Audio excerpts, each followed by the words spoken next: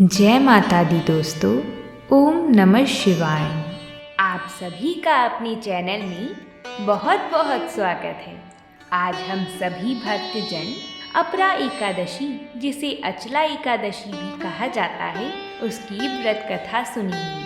क्योंकि एकादशी का व्रत तो पूरा एकादशी की कथा को सुनने के बाद ही होता है। तो आइए प्रभु का नाम लेकर कथा को प्रारंभ करते हैं। तो प्रेम से बोलिए, भगवान श्री हरि की जय हो।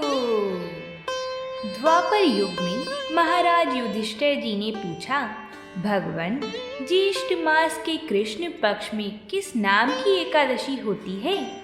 मैं उसका महात्म्य सुनना चाहता हूँ। उसे बताने की आप मुझ पर कृपा कीजिए। महाराज युधिष्ठिर जी की ये बात सुनकर भगवान श्री कृष्ण जी बोले, राजन, आपने संपूर्ण लोकों के हित के लिए बहुत उत्तम बात पूछी है। राजेंद्र, ज्येष्ठ मास के कृष्ण पक्ष की एकादशी का नाम अपरा है। इसको कुछ लोग अचला एकादशी भी कहते हैं। यह बहुत पुण्य प्रदान करने वाली और बड़े बड़े पातकों का नाश करने वाली है। ब्रह्म हत्या से दबा हुआ, गोत्र की हत्या करने वाला, गर्भस्थ बालक को मारने वाला, पर निंदा और पर स्त्री को देखने वाला पुरुष भी अपरा एकादशी के सेवन से निश्चय ही पाप रहित हो जाता है। जो झूठी गवाही देता है, माप तौल में धोखा देता है, बिना जाने ही नक्षत्रों की गणना करता है और कूटनीति से आयुर्वेद का ज्ञाता बनकर वैद्य का काम करता है, ये सब नरक में निवास करने वाले प्राणी हैं। परंतु अपरा एकादशी के सेवन से ये भी पाप रहित हो जाते हैं।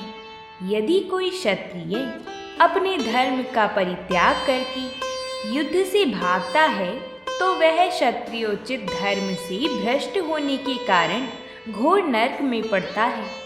जो शिष्य विद्या प्राप्त करके स्वयं ही गुरु निंदा करता है, वह भी महापातकों से युक्त होकर भयंकर नरक में गिरता है। किंतु अपरा एकादशी के सेवन से ऐसे मनुष्य भी सद्गति को प्राप्त होते हैं। माघ में जब सूर्य मकर राशि पर स्थित होकर उस समय प्रयाग में स्नान करने वाले मनुष्यों को जो पुण्य होता है, काशी में शिवरात्रि का व्रत करने से जो पुण्य प्राप्त होता है, गया में पिंडदान करके पितरों को तृप्ति प्रदान करने वाला पुरुष जिस पुण्य का भागी होता है, बृहस्पति के सिंह राशि पर स्थित होने पर गोदावरी में स्नान करने वाला मानव जिस फल को प्राप्त करता है, अपरा एकादशी के सेवन से भी मनुष्य वैसे ही फल प्राप्त करता है। अपरा एकादशी को उपवास करके भगवान वामन की पूजा करने से मनुष्य सब पापों से मुक्त होकर श्री विष्णु लोक में प्रतिष्ठित होता है। इसको पढ़ने या सुनने से सहस्त्रों गौदान का फल मिलता है। हमारे शास्त्रों में कहा गया है कि एकादशी व्रत करने वाले के समस्त पापों का नाश हो जाता है। प्रभु इस व्रत से प्रसन्न होकर साधक को अनंत पुण्य देते हैं। ज्येष्ठ मास की कृष्ण पक्ष की एकादशी को व्रत रखकर भगवान विष्णु जी की पूजा करने का विधान है। अपरा एकादशी का एक अर्थ यह है कि इस एकादशी का पुण्य अपार है। इस एकादशी का व्रत करने से लोग पापों से मुक्त होकर भव सागर से तर जाते हैं। पुराणों में एकादशी के व्रत के बारे में कहा गया है कि व्यक्ति को दशमी के दिन शाम में सूर्यास्त के बाद भोजन नहीं करना चाहिए। रात में भगवान का ध्यान करते हुए सोना चाहिए। एकादशी के दिन सुबह उठकर स्नान करके भगवान विष्णु जी की पूजा करनी चाहिए। पूजा में तुलसी दल, श्रीखंड, चंदन, गंगा जल और फलों का प्रसाद अर्पित करना चाहिए। व्रत रखने वाले को पूरे दिन पर निंदा, झूठ, छल, कपट से बचना चाहिए। जो लोग किसी कारण व्रत नहीं रख पाते हैं उन्हें एकादशी के दिन अन्न नहीं खाना चाहिए। जो व्यक्ति एकादशी के दिन विष्णु सहस्त्र नाम का पाठ करता है उस पर भगवान विष्णु जी की विशेष कृपा होती है। अब तुम ध्यान पूर्वक अपरा एकादशी की व्रत कथा सुनो।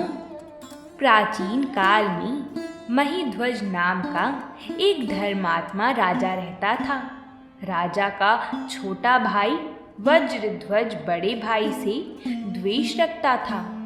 एक दिन मौका पाकर इसने राजा की हत्या कर दी और जंगल में एक पीपल के नीचे शव को गाड़ दिया। अकाल मृत्यु होने के कारण राजा की आत्मा प्रेत बनकर पीपल पर रहने लगी। मार्ग से गुजरने वाले हर व्यक्ति को वह आत्मा परेशान किया करती थी। एक दिन अचानक धौम्य नामक ऋषि उधर से गुजर रहे थे। उन्होंने प्रेत को अपने ज्ञान चक्षु से देखा और तपोबल से उसके अतीत को जान लिया। अपने तपोबल से प्रेत उत्पात का कारण समझा।